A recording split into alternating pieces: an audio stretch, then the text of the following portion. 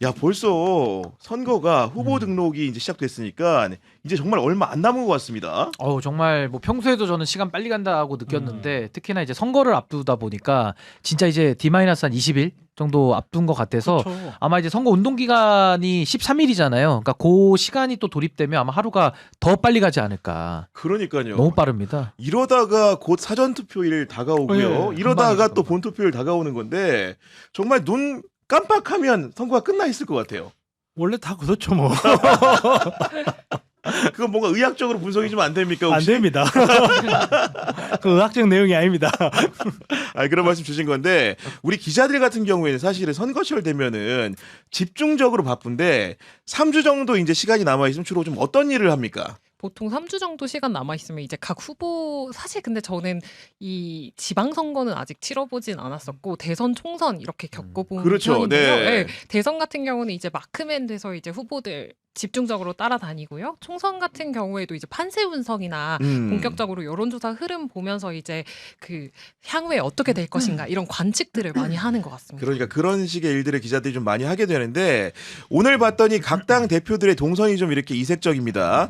민주당의 정청래 대표 같은 경우에는 울릉도를 방문을 했고 국민의힘 장동혁 대표 같은 경우는 세종을 방문했는데 울릉도는 사실은 제가 선거를 저도 많이 이제 간접적으로 목격했지만은 당 대표가 간 거는 본 적이 없는 것 같거든요, 정필 변호사님. 본 적 없죠 당연히.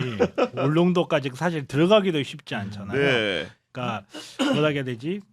움직임에 비해서 얻어질 수 있는 게 얼마나 많은가 이 부분을 봤을 때 오히려 선거철에는 안 갈 것 같은 장소예요. 사실 네. 울릉도 갈 시간이면 다른데 두세 군데 갈 수 있는 시간이잖아요.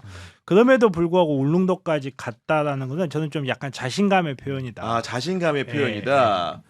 그리고 거기에 더해가지고 이제 울릉도 자체가 행정구역상으로는 경상북도이기 때문에 네. 경상북도에서 민주당세가 좀 이렇게 얕기 때문에 뭐 그런 부분들을 지원하러 갔다 좀 이렇게 봐도 되는 거겠습니까? 그렇죠. 뭐 경북 지역에 이제 행정구역상으로 울릉도가 들어가 있기 때문에 아마 이제 경북 민심까지 고려한 행보로 보여지고 아무래도 지금 민주당이 뭐 최근 여론조사를 보면 좀 붙고 있다 이런 결과도 좀 우려 섞이게 나오곤 있습니다만 그래도 전반적으로 일단 승리할 수 있는 곳들이 많기 때문에 조금 더 그 여유를 가지고 그동안에 못 가봤던 지역들도 아마 촘촘히 좀 가겠다라는 의지로 보여서 뭐 전국을 꼼꼼히 다 다니는 것 자체 뭐 그 자체는 굉장히 부지런해야 되고 또 좋은 일인데 문제는 이제 저는 사실 이 여론조사 붙는 것과는 관련해서 조금 더 민주당이 이 중도 확장을 할 수 있는 여러 전략적인 것들을 좀 같이 쓰는 것이 좋겠다 그런 생각이 듭니다.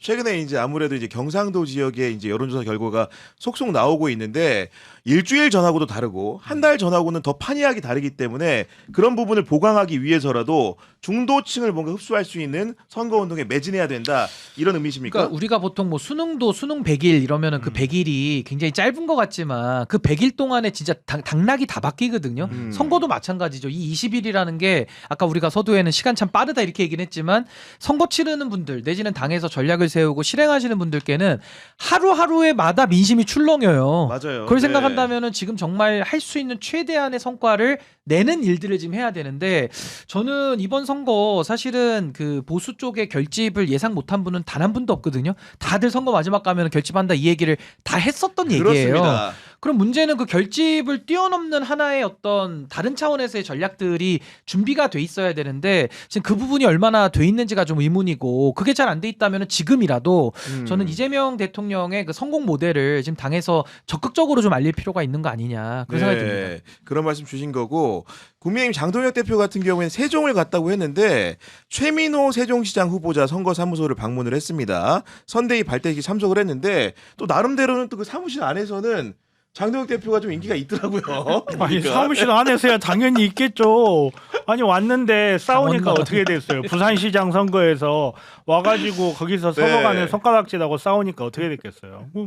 지금 안에서 싸우거나 험악한 분위기 우리가 마음에 들지 않는다. 나 장동영 마음에 안 든다 해서 여기서 싸워가지고 얻을 수 있는 게 뭐가 있어요? 아무것도 없지. 그러니까요. 분위기는 좋아야죠 당연히. 네. 지금 많은 분들이 슈퍼챗 보내주고 계신데 이선희님 같은 경우에는 구교영 기자님 늘 응원합니다. 제가 가지 말아야 할 곳을 다녀와서 자체 정화용으로 슈퍼챗 보낸다고 하셨는데 혹시 어딜 다녀오셨는지 상당히 좀 궁금한 바이고 우리 부산 빙하이님 같은 경우에는 이재명 정부의 성공을 위해 압승만이 답입니다 하면서 슈퍼챗 보내주셨는데 너무나 감사드리고 해피님도 슈퍼챗 보내주셨는데 저희 열심히 하는데 여러모로 활용하겠다는 말씀을 드리고 구구님 같은 경우에는 정청래 대표 같은 경우에는 호남 근처도 못 가져라고 하셨는데 아마도 이 전북 상황을 두고 이제 말씀하신 게 아닌가라는 생각이 드는데 저희 방송에 이제 슈퍼챗을 보내신 분들 이렇게 일별을 해보다 보면은 우리 시방쇼랑 굉장히 식구 방송이다.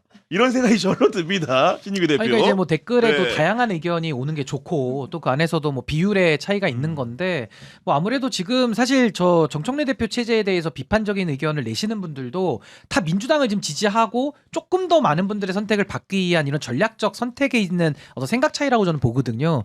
그래서 저는 지금 가장 중요한 게 민주당의 성공을 바라는 그 마음의 이면에는 결국 이재명 정부의 성공에 절실한 거예요, 지금 국민들은. 네. 이재명 정부가 성공하기 위해서는 지방 정부와 호흡을 맞춰야 되고 이것이 바로 신년 인사말 때 대통령께서 말씀하셨던 지방 주도 성장을 정부에서 기획을 하면 실행을 지방 정부에서 해야 되잖아요. 그렇기 때문에 너무나도 지금 중요한 이 선거 국면에서는 물론 선거 결과도 중요하겠습니다만은 그 선거 결과 이후에 국정 운영의 동력을 이어가기 위해서 매우 중요한 선거다. 그렇기 때문에 뭐 정청래 대표 입장에서는 좀 듣기 거북하거나 힘들 수도 있겠지만 결국 민주당은 정청래 대표 개인의 것은 아니잖아요. 결국 많은 분들의 지지를 더 얻어와야 되는 그런 네. 상황 속에서는 좀 반대 의견도 저는 더 경청할 필요가 있다라는 생각이 듭니다. 지금 저희 채팅창에서 아마도 민주당의 전북지사 이제 공천 문제를 두고선 갑론을박이 많은 관계로 원래 준비되지 않은 주제인데 좀 얘기를 좀 해봐야 될 것 같은데 지금 그 전북지사 선거 결과에 따라서 김관영 후보와 이원택 후보가 맞붙고 있는데 이원택 후보는 민주당이 선출한 후보이고 그 다음에 김관영 후보 같은 경우에는 사실은 제명이 되면서 무소속으로 나온 후보인데 이 뭔가 대립구도가 되고 최근에 나온 여론조사 결과 자체가 굉장히 박빙 선거를 하고 있다 보니까 이 결과에 따라서 뭐 지도부에도 영향을 줄 수 있다 이런 얘기가 좀 나오는 것 같거든요. 어떻게 보십니까? 일단 결과는 안 바뀔 거예요. 지금 뭐 김관영이라는 분이 현직 프리미엄에 있다 보고 그리고 또 이제 전북이라는 지역색 자체가 좀 그런 걸 많이 반영을 하고 있는데 결국 투표에서는 저는 무소속으로 갈 가능성이 그렇게 많지 않을 거라 생각하고 그리고 저는 개인적으로 그렇게 생각해요.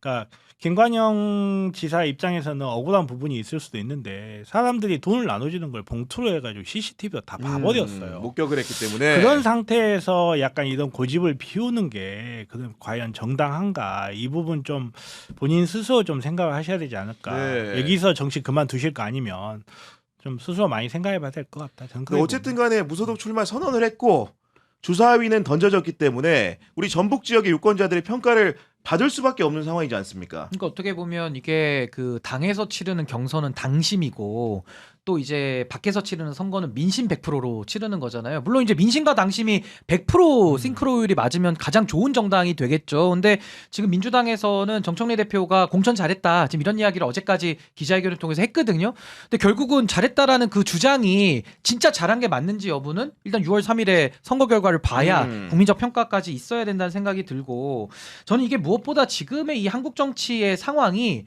정말 다이나믹하다고 저는 보거든요. 가장 대표적인 예가 평택 을 지역구 선거를 보면 네. 5분할로 지금 나눠져서 선거를 치르고 있잖아요. 5분할. 5분할. 근데 이게 사실은 한 지역구라서 뭐 소수라고 볼 수는 있지만 대한민국의 정치 지도가 거기 지금 다 들어가 있어요. 아마 그 안에서는 뭐 우리가 정답을 말하자는 게 아니라 내가 누가 됐으면 좋겠다라는 게 아마 가장 확고한 지역일 겁니다. 그만큼 선택지가 많아서 그런 건데 저는 그만큼 대한민국의 이런 역동적인 민심의 흐름이 전 전북 지역까지도 확산되고 있다고 봐요. 왜냐하면 지금 국민의힘이 무너지면서 마지막 결집을 하고는 있습니다만 정치 지도가 수도권 민심을 바로미터로 보는 게 아니라 충청을 바로미터로 보는 게 아니라 이제는 영남 대구 이쪽을 지금 바로미터로 우리가 보고 있지 않습니까? 마찬가지로 전북의 민심도 원래는 전남과 더 연동이 된다고 보시겠지만 지금은 반대로 충청, 그러니까 수도권의 민심화 되어가고 있는 거 아니냐. 아, 전북 민심이 수도권 민심화되고 있다. 지금 뭐 TK도 그렇게 변해가고 있다는 그렇죠. 진단이 네. 나오니까요. 그래서 저는 아마 정청래 대표께서 상당한 자신감을 가지고 저는 이원택 후보 밀어붙였다고 좀 보거든요. 왜냐하면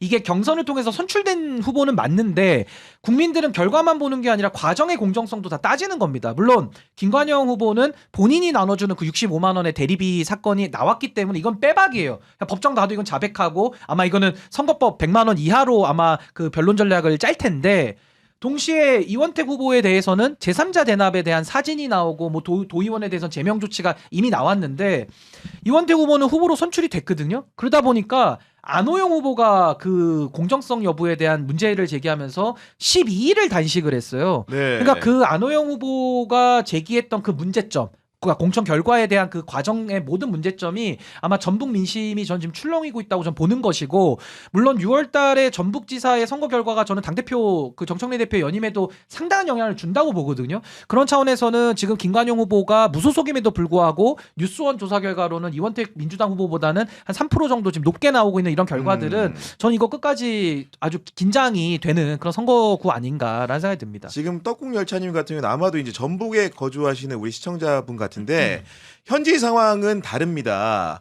무소속도 찍어요라고 해주셨는데 실제로 이런 그 여러 가지 우려감이 있기 때문에 민주당 지도부 같은 경우에는 최근에 민주당 밖에 있는 후보들을 돕는 행위에 대해서는 해당 행위로 규정을 하고 철저하게 단속하겠다 이런 얘기도 하고 있는 거 아니겠습니까? 그거는 모든 당이 마찬가지죠. 네. 민주당만 그러는 게 아니고 당연히 이제 당 힘이라는 게 있고 당 전체로서의 이익이 되는 부분이 있으니까 그 부분에 대해서 사실 논란의 여지가 있을까요? 그러니까 다른 당 후보들 지지했을 때 그렇죠. 해당 네. 행위에 해당할 수 있다. 이 부분에 대해서는 저는 이견이 있을 수는 없다. 그러니까 그렇게 거기에 봅니다. 더해가지고 기본적으로 이제 이번에 제명된 후보 같은 경우에는 당선이 되더라도 복당을 불허하겠다는 뜻도 지도부가 명확하게 하고 있기 때문에 그 선거 전이라는 것도 점점 더 치열해지는 느낌 그렇게 좀 받게 됩니다. 그러니까 이게 사실 민주당에 공문이 내려와서 아마 그렇게 된 건데 이제 타당 후보와 무소속 후보를 지원하면 이제 뭐 영구히 복당이 안 된다 뭐 이런 식의 여러 얘기들을 지금 해놓고 있어요. 근데 정청래 대표에 대해서 문제 제기를 하는 가장 근본적인 문제는 뭐냐면 행위의 표면만 말하는 게 아니라 형평성을 말하는 거거든요. 그러니까 아까 제가 전북지사 선거도 왜 이원택과 그 김관영 뭐 내용은 다르지만 거의 비슷한 맥인데 왜 둘은 달리 취급하지? 이원택 후보는 지금 경찰 수사까지 받고 있는 상황이거든요. 근데 당에서 윤리감찰하면은 이원택 후보는 문제 없다고 하고 김관영 후보는 바로 제명을 했기 때문에 이 사달이 난 건데 저는 이 무소속과 타당 지원 해당 행위 맞죠. 그럼 여기에 대해서도 정청래 대표가 신뢰를 받으려면 어떻게 해야 되느냐? 평택을에서도 이 기준을 똑같이 적용해야 돼요. 아 평택을에서도 같은 기준을 당연하죠. 적용해야 된다. 그러니까 전북에서만 무소속 후보에 대해 가지고 지원하면 영구 복당 안 되고 이게 당에서 강경한 입장을 고거 내는 것만 해서는 안 되고 평택을에서도 지금 민주당에서도 조국 후보를 지지한다는 분들이 꽤 많거든요. 가장 뭐 지위 고하를 물어나고 조치를 하겠다는 게 공문에 나오는데 지위 고하를 물어난다는 말에 의하면 사실 문재인 대통령 얘기도 안 할 수가 없는 거예요. 문재인 대통령이 조국 후보의 그 소위 말하는 인스타 SNS에다가 김용남 후보에 대한 좀 비판적인 그런 게시글에도 좋아요를 누르고 지지를 하고 있거든요. 그러니까 저는 이 정청래 대표가 좀 신뢰를 얻고 조금 더 많은 지지를 받기 위해서는 전북에 대해서 지금 신경 쓰는 이런 무소속과 타당 후보에 대한 어떤 그런 규제 이거를 평택 선거 또 다른 지역구 선거에도 공평하게 적용을 해야 저는 정청래 대표가 신뢰를 얻을 수 있다. 그렇게까지 가는 전 건 그렇게 저는 좀 봅니다. 무리다고 보고 특히나 이제 문재인 대통령이 이야기를 하면서 그러니까 말 그대로 민주당 입장에서 타당 후보의 게시글에다가 좋아요를 눌렀다고 해서 이거를 해당 행위라고 봐야 된다. 이거는 너무 많이 나간 거라고 과도한, 보고 네. 너무 과도한 거라고 보고 예를 들어서 일반 당원들 당원 개개인들이 물론 이제 지위 고하를 막론하고 뭐 해당 행위에 해당한다라고 이야기하지만 당원 개개인들의 선택까지 당 자체에서 이게 해당 행위에 해당한다라고 해서 제재를 가한다 이렇게까지 기대하는 건 저는 좀 무리라고 봐요. 근데 저는 이제 그게 생각이 좀 다른 지점인데 결국 그러면은 일반 당원이든 지위가 높은 당원 뭐 그런 말은 없지만 대통령까지 지내신 분이니까 제가 편의상 그렇게 표현을 한다면 어떤 당원이더라도 지위를 물어나고 해당 행위를 하면은 엄히 당에서는 규율을 새기겠다는 게 지금 전북에 대한 이런 공문 내용이잖아요. 네. 그럼 그거를 전북에는 그렇게 하는데 평택에는 그러면은 좀 완화된 내지는 좀 여유 있게 좀 완화돼서 이해가 가능하다라고 하는 거는 저는 이제 아까 말씀드린 형평의 문제가 그럼 어떻게 해결될 거냐라는 의문이 남는 거고 또 하나는 좋아요 하나 누르는 게 뭘 그렇게 문제야라고 하실 수도 있는데 문제는 문재인 전 대통령은 그냥 당원은 아니잖아요. 직전에 대통령을 지내셨기 때문에 1호 당원이고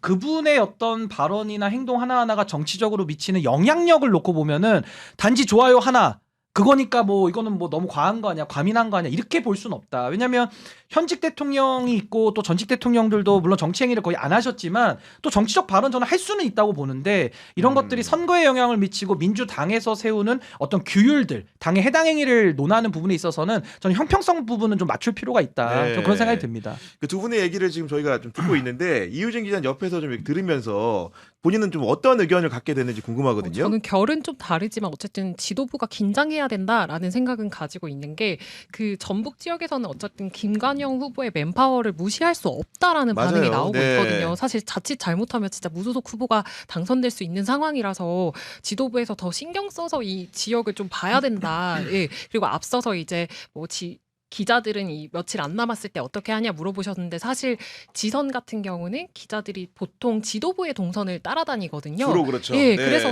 당대표가 어딜 가느냐, 어디에 힘이 실리느냐는 결국 언론이 무엇을 바라보냐를 좀 결정을 하는 건데 이런 배경을 봤을 때 지도부가 좀 더 그 지역을 가는 것도 그렇고 힘을 싣는 것도 그렇고 좀 더 정교하게 판단을 해서 정교하게 결정을 했으면 할 좋겠다. 필요가 있다. 예, 그런 네. 의견을 드립니다. 자연